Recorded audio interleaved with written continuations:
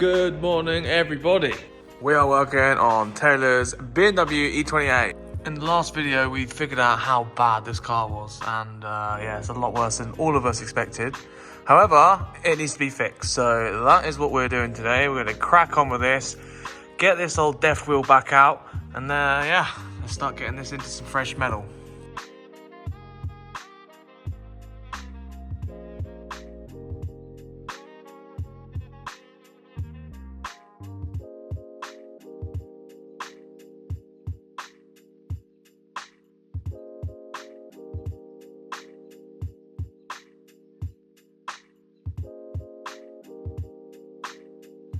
And now we have considerably less metal there. So I basically cut out all the rust, everything else. We've got sort of like reference point to work off of. I've left this bit in here because if you saw the last video, I already did this bit on the other side. So what I'm going to show you now is me doing the other side, but mirrored. And then it looked like I did it all again.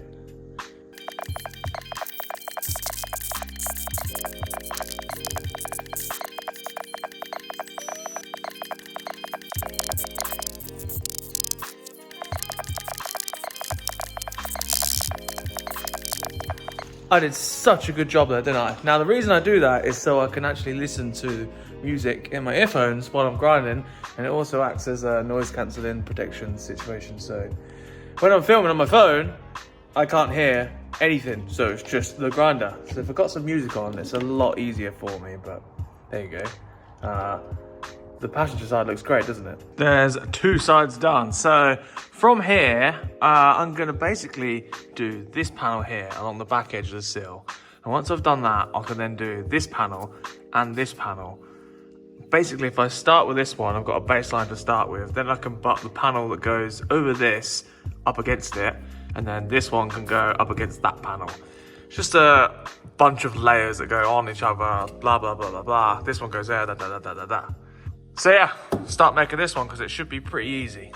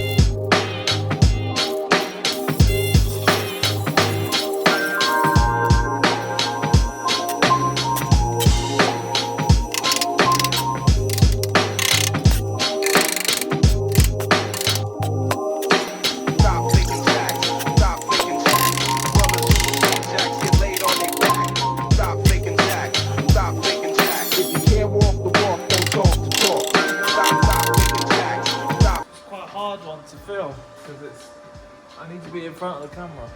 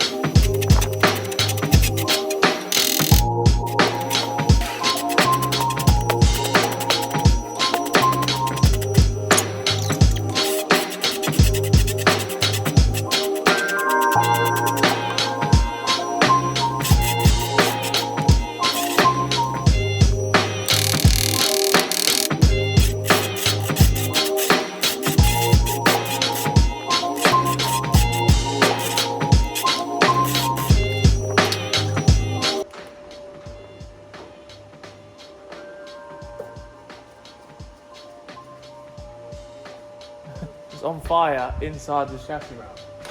And it's just coming out of every crevice.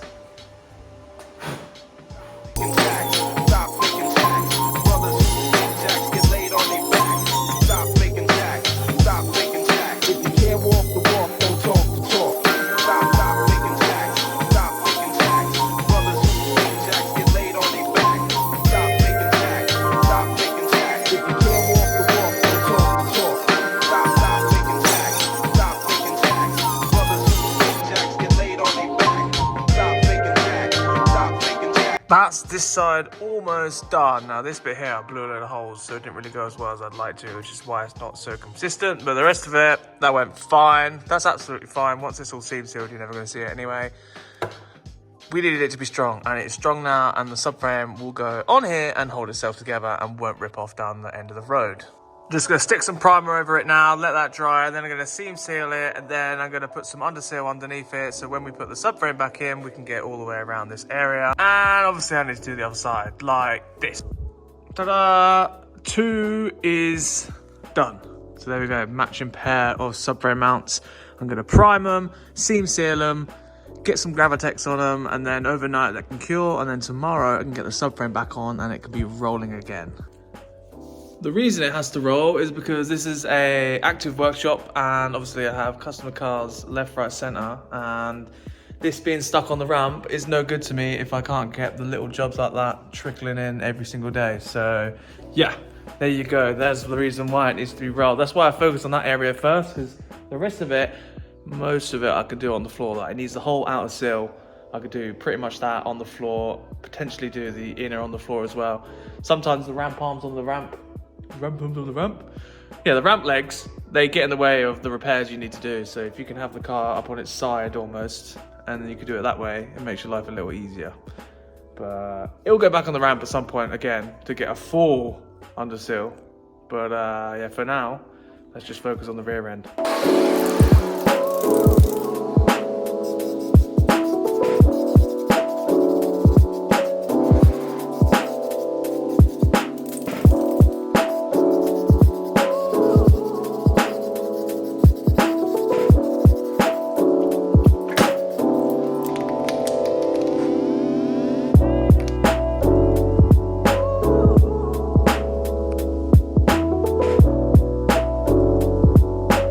Right, so I have 3% battery left, and I don't know why, but my battery life on my phone recently has been abysmal. I'm not quite sure, but some of the videos that you're seeing that are like sped up, they're quite lengthy. Some of those are like half an hour long, so I only assume that's why, because usually I don't do half an hour clips, but yeah, rust is just hard to film. But I'm gonna do some seam sealer now, so I'm gonna show you a couple of little tricks. Your brush is going to go in the bin after you've used it, right? So get yourself a cheap brush, right? Usually like an inch thick, right? When it's like this, no good, right? Cut it down so you've got about 10 mil showing. Get yourself some decent scissors for starters. And then you have the old stiff bristle there. And you don't have to spend extra on stiff bristle brushes, and then that way you can go with the sealant, and everyone's a winner. Obviously, get your sealant, break it, get your screwdriver. Once you've done that, get this on there.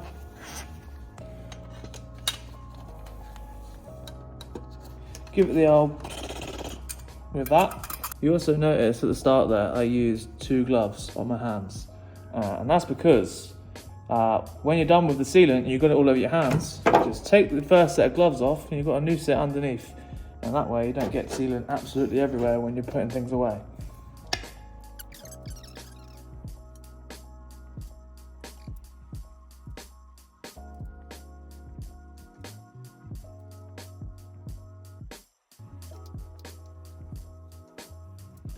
Seam seal done, got it all over your hands.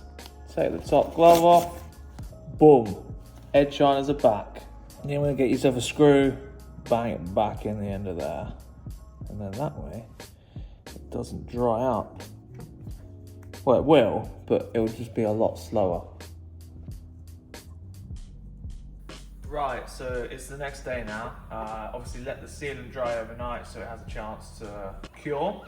I'm going to stick some underbody, like under sealant today. Now I use Gravitex. Now it's good, it is a good finish, you can paint over it, and you know it's good because it has a P38 Land Rover on the bottle. So if it's good enough for one of those, then it's bloody amazing from one of these. So give this a little coat of paint. Oh my god, it's leaking. A lot. That leaks bad. Why does it leak so bad? This is a new gun. My old one got blocked up. But it's fine, I can still use it when it's leaking. Yeah. Give it a go.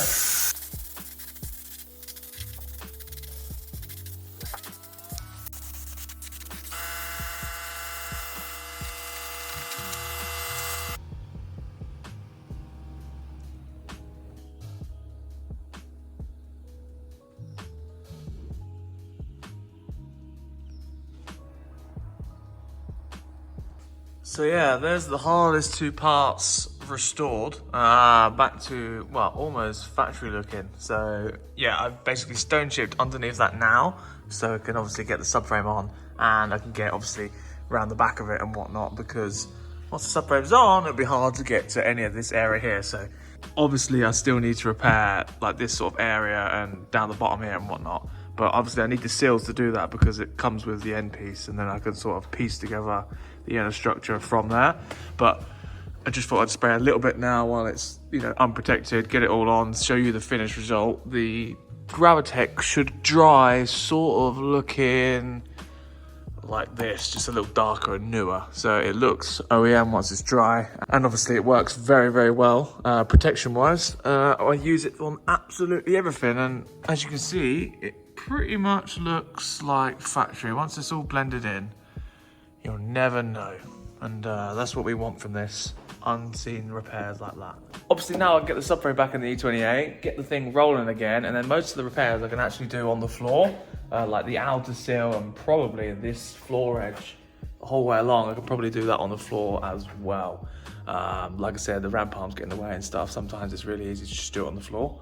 But my next project for this week is to get that E21 on the ramp and do a subframe raise to get the front to drop a lot lower. That's a car on air ride, and we've tried to get it lower before, but if you know E21s, they don't go low whatsoever. So that's why that's going on the ramp this week, which is why this is ready to come off. Once all the welding's done throughout the car, the whole underneath is going to get this. So this stuff is fairly cheap. I think it's like £10 a bottle. You could do 1 bottle would do like the whole half of this car really. So like 3 or 4 bottles would do the whole car easily with some heavy coats on it, and it dries really nice, and I'm a big fan. But yeah, that's how you repair 2 subframe mounts on an E28. Now I hopefully don't have to do this on my E24, because some of you watching this may know I have an E24 and they have exactly the same chassis on the E24 as the E28, so they're interchangeable. So yeah, hopefully I don't have to do that repair on mine, but that looked very daunting when we first started. But as you can see, it wasn't actually, it was bad. It was pretty bad, but I got it fixed, don't worry. A lot of you commented on the last video, said you really enjoyed the metal repairs, so I hope you enjoyed this video as well. Obviously, we got a lot more done in this video than the last video, and hopefully in the next video of this car, we'll obviously get to work on the sills and whatnot. Get this car looking brand new by the time Taylor gets it back. I'm sure you're going to be very pleased. Actually, I already know he's really pleased because he's already rung me and he's ecstatic to get it back. Even though it was very daunting at first, he's enjoying it now. And also, thank you to all my new subscribers that have come over from Taylor and Alex's channel. It's been great. A lot of you are enjoying all the other videos as well, so that's even better for me. I do appreciate that. Hopefully you stick around for much longer. And yeah, expect more videos on this and all the other junk. But on that note, actually, Sierra tickets, get yours. The link is in the description. I keep seeing people comment saying, where can I get the tickets? They're in the description. They're on my website, gresswells.com/. There's no /. I haven't made that website name yet. But it's on my website. It's in the description. Check it out. The meet is happening next month. I've had a lot of good responses. A lot of people come in. So hopefully it's a really good day and the weather holds out and everyone has a great time and somebody drives home in the Sierra. Another thing to add on that is I haven't actually got a logbook for it yet. I'm still waiting for it and I haven't had it back yet. So hopefully I have it before then. But if not, we'll sort it out. We'll figure it out. But yeah, thank you for watching. Have a good weekend. See you later.